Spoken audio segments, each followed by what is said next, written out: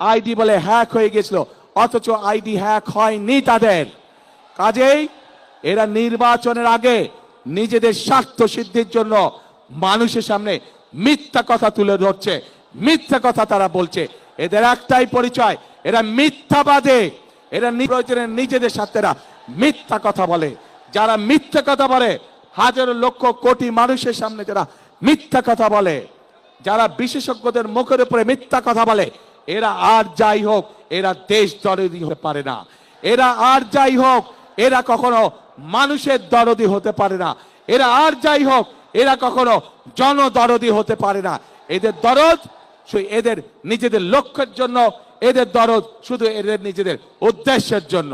আজকে বাংলাদেশের তাবৎ মা বোনদেরকে বলবো আমি, যারা আপনাদেরকে এইভাবে অপমানিত করে তাদেরকে আপনারা কিভাবে জবাব দেবেন, আজ সেই সিদ্ধান্ত নেবার সময় এসেছে। প্রিয় ভাই বোনেরা, শুধু তাই নয়, চিন্তা করে দেখুন তাদের দলেও কিন্তু নারী কর্মী আছে। আজ তাদের দলের নারী কর্মীতে আমাদের প্রশ্ন, আপনারাও তো ঘর থেকে বের হয়ে দলের কাজে যাচ্ছেন। ঘর থেকে বের হয়ে যে নারী কাজে যায় তাকে আপনাদের নেতা কিসের সাথে তুলনা করেছে চিন্তা করে দেখুন।